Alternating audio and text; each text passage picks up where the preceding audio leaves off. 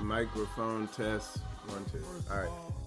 All right. Shalom, y'all. Shalom, y'all. We getting ready to get it started here. As you can see, the title of the lesson is reading a person's character, or better yet, discerning their spirit. So, and like I said, we're getting into the Apocrypha and Proverbs now. So we're going to begin to dive in. And we're going to get started here soon. I'm going to get this thing, shared and invite people in there. Let me see. Yeah. So just enjoy the music and bear with me. Read the book and it won't lie. For his glory, yo, it's a shame. Losing hope to gain normality, cause our reality is the Mortal Kombat fatalities, no principalities, and declining of all morality. But in the vanity, there's a prophecy still happening. On the internet, the enemies still cackling, the blind leading the blind, right into the reckoning. But ain't no glory in forming weapons against your brethren. Or we gon' come together or perish because of foolishness. Sell drugs, pop slugs, that's pretty damaging. It helps them, not us, our own worst enemy. Divided in the hood, oppressed, we got no synergy. Work then retire and die, we got no energy. But this is just a sample of dirt. In God's words, we astronomers, proverbs and bywords. We should focus on the law and the glory of his word. Shalom, y'all. If y'all are just tuning in, the title of today's lesson is reading a person's character. And a better way of more biblical way of saying that is discerning spirits, discerning a person's spirit. We'll get started here momentarily, and so just enjoy the music. All right. Fire in my soul, so much fire. Fire, fire, fire. Fire in my soul, shut up in my bones. Fire, fire, fire. Fire in my soul. The promises to Zion, they put fire in my soul. What's this? Got y'all all turned up. Tell me what's going on. So many Israelites searching who they are and preparing to go home. Wait a minute, I thought this was home, but you speak of another place. We in the land of our enemies in captivity, but the gathering is taking place. Fire, fire, fire, fire. Yeah. Fire in my soul. So much fire. Fire, fire, fire. Shalom, y'all. Shalom. We get ready to get started here. As you can see, the title of the lesson is reading a person's character, better known as the biblical term would be discerning a person's spirit. So, gonna be a good lesson. It looks like we're all ready to go, so we're gonna go ahead and get started. Like I said, the title of this lesson is reading a person's character, or better yet, discerning a person's spirit. And this is an important biblical skill, to develop, and it will help eliminate a lot of stress out of your life. You know what I'm saying?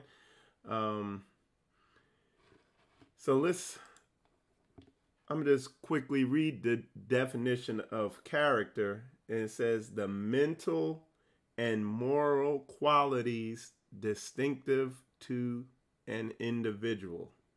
Okay? That's just a good definition I just ran across. Let's get into some verses. So I'm going to pull the verses I have. And this is in Ecclesiasticus 27 verse 7. Okay.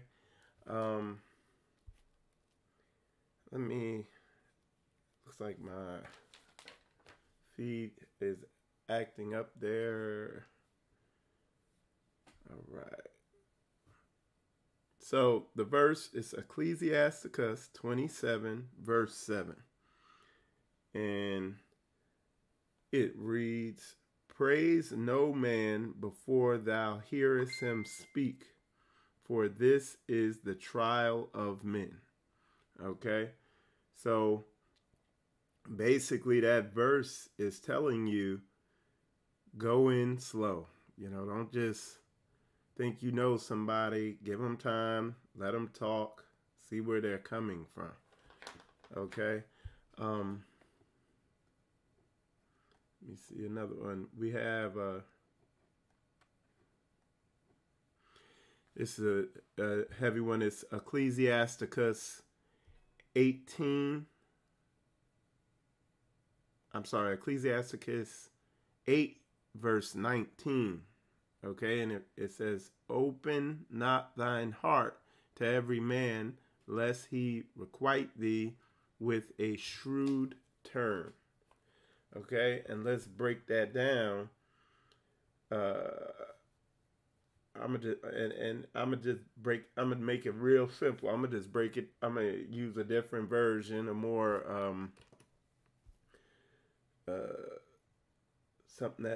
a version that will expound on it more. So I'm gonna pull it up on there. All right. So let me see. There we go. Ecclesiasticus 8 and 19. All right.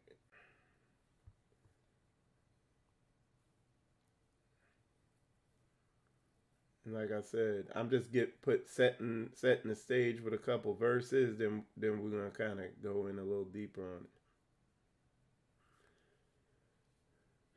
Okay, and the breakdown on this scripture will be like a simpler breakdown is it says, "Do not discuss with just anyone what you really think, and don't let others do favors for you."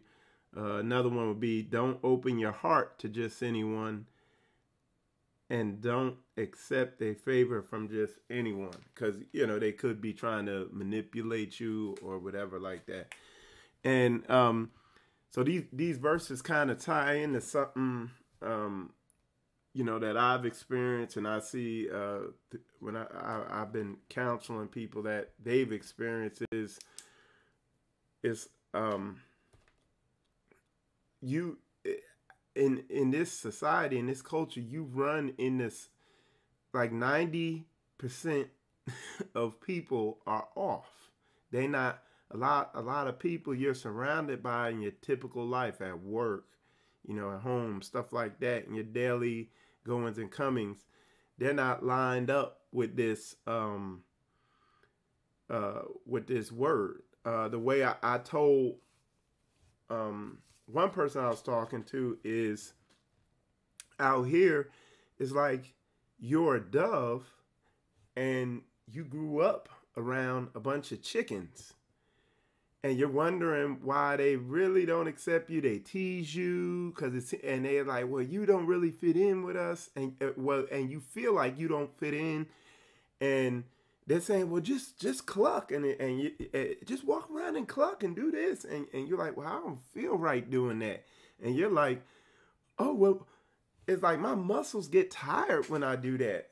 It's like I want to flap my wings, and they're like, we don't flap our wings. Why would you do that? And they're teasing you, and you're like, well, maybe I should just go harder at trying to be a chicken. But the reality is, you're a dove, and you're supposed to be flying above all these chickens that are down here. You were designed for that. But you're surrounded by so many chickens, you're like, you're like, I guess I'm a chicken, I need to change. Until somebody comes and tells you and explains to you, you're a dove. You need to go find doves. And I know a lot of y'all, I know a lot of y'all have experienced that, and it's like once you get around the doves, everything just becomes effortless. You see what I'm saying? All that stress and all that stuff goes away, and you really begin to walk in your identity. And you know, part of getting good at discerning people's character is understanding that. Understanding, and when I say dove, I mean people who are really called to this thing. You know what I'm saying? People who are really called of this walk. I can say my own testimony. For my whole life, I really didn't fit in with anybody I was around. But way in the back of my mind, I knew there was something I was called for. I felt, to do that was on another level. So I never gave up that innocence and that fire, whatever you want to call it, that the Most High had put in me. But I never could really find my place. And then as I began digging into this word deeper and deeper, I really began to realize, hey, I am a dove, But I was like, but where are the other doves? You know what I'm saying? And then, I didn't think there were that many out there. And then, I could say like this year, I found a whole flock of doves. You know what I'm saying? So they're out there. So be encouraged if you're that way. You know what I'm saying? That there's like-minded believers out there. You know what I'm saying? That, they have, the same calling as you. They've been through, you can hear it in their testimony, they've been through similar things. You know what I'm saying? So don't give in and start, really going in real hard, trying to be a chicken clucking around, and just be like, you know what, I'm not a dove, and just put your mind in that. Stay getting your mind right. Stay searching. You know what I'm saying? All right.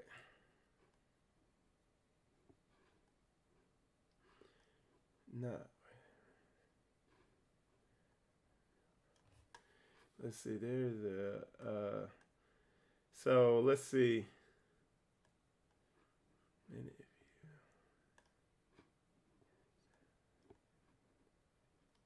Let me see what we got here.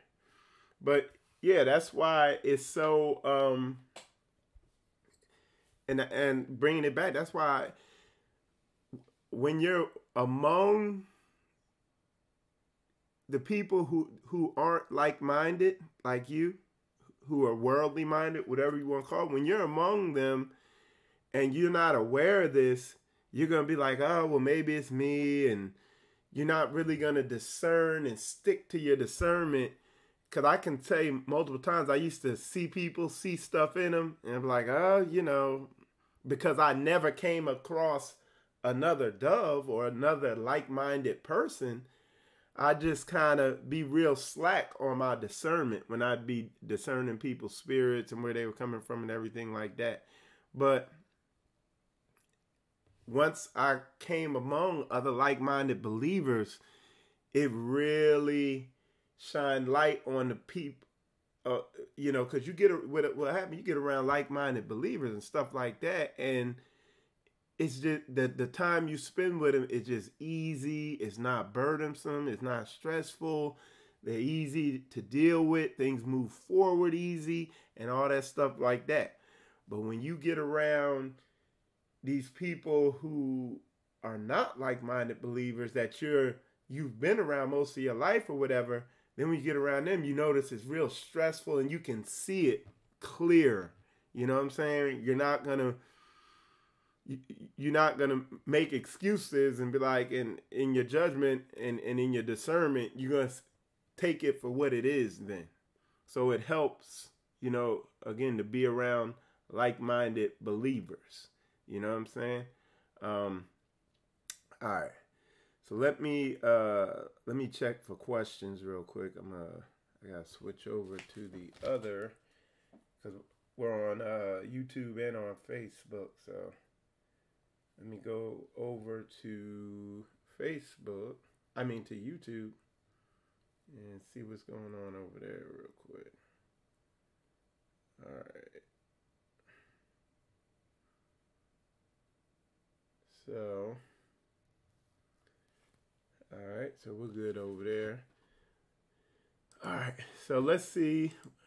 All right, and the way I would call a lot of these people who you would call chickens or the people of the world, you know, with the analogy I had said earlier, is foolish people.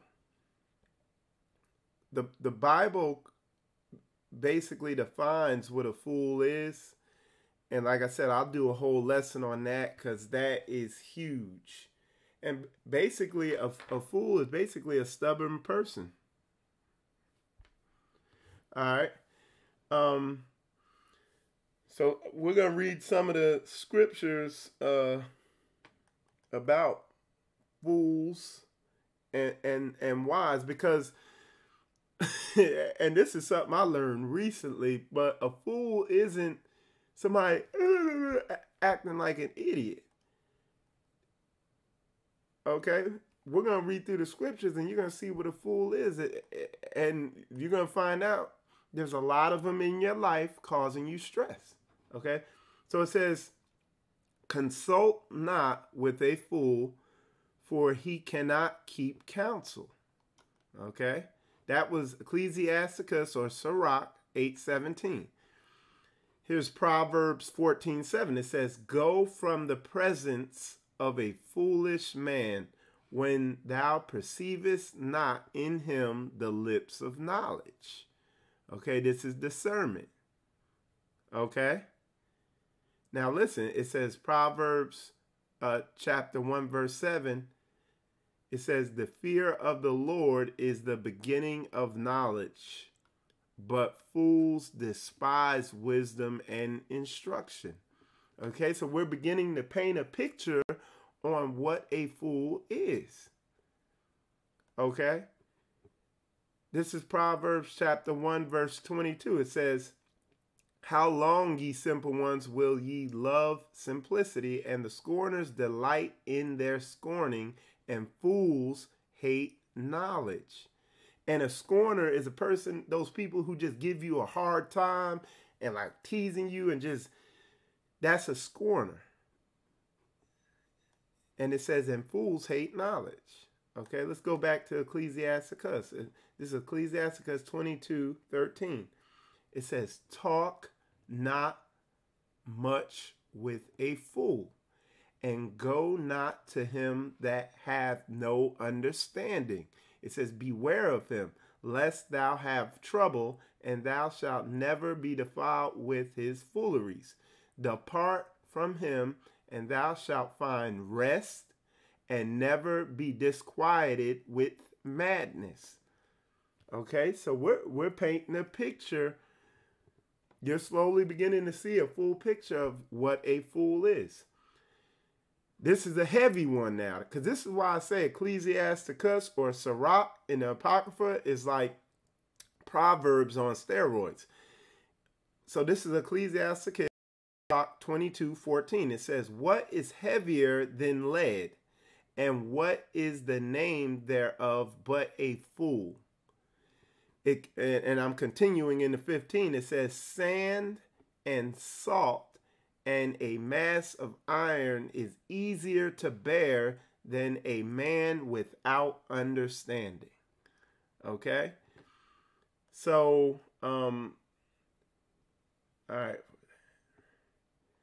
So, and this is Proverbs chapter 1, verse 29 through 33. And this will kind of even more shed light on exactly what a fool is. For that they hate knowledge and did not choose the fear of the Lord, they would none of my counsel. They despise all my reproof. Therefore shall they eat of the fruit of their own way and be filled with their own devices. For the turning away of the simple shall slay them, and the prosperity of fools shall destroy them. But whoso hearkeneth unto me shall dwell safely, and shall be quiet from fear of evil. So basically, with those scriptures, and I got a bunch of them. But through those scriptures, you can see the picture that's being painted is a fool is a person who, one, won't listen. They don't listen to anything. They're hard-headed. You can't really tell them anything. They're doing their own way. And even more so, they won't listen to the word of God, to his way, to his laws, statutes, and commandments. They're going off emotions or whatever. And if you, a good way to think about, hey, who's a fool in my life, is just think of who do you get around that gets you stressed out. That's an indication, and we're going to see that. So it says, he that walketh with wise men shall be wise, but a companion of fools shall be destroyed. So that's Proverbs 13:20. Okay, that was Proverbs 13:20. Proverbs 14:3, in the mouth of the foolish is a rod of pride, but the lips of the wise shall preserve them. So pride is one, that's the team. Like, you know what I'm saying? That's the companion of a fool is pride. Where you find somebody who's foolish, you find a lot of pride in them. All right. And it tells you, go from, in Proverbs 14:7, I might have read this earlier, but it says, go from the presence of a foolish man when thou perceiveth not in him the lips of knowledge. And this is another heavy one, 14:9, Proverbs 14:9. It says, fools make a mock at sin, but among the righteous there is favor. Let's see.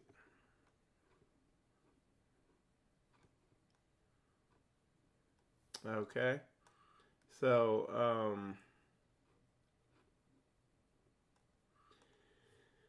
but what you come to find is a lot of people who you know what I'm saying? A lot of people who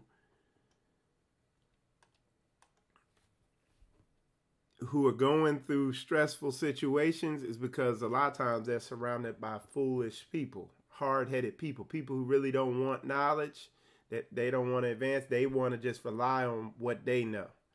Okay? And if you surround yourself with people like that, you're gonna have a stressful life. Okay? But with that said, like I said, this is gonna be a short lesson today. But I'm gonna wrap that up for now. And like I said, we're gonna be getting into the deeper things in Proverbs and Ecclesiasticus, which, if you want to boil it down to the core essentials, is these books are about knowledge and wisdom, biblical knowledge and wisdom. And a lot of what it does is get you away from foolish people who don't want to learn nothing, people who are prideful. That's one of the big things that it seeks to do. But with that said, I'm gonna wrap this up.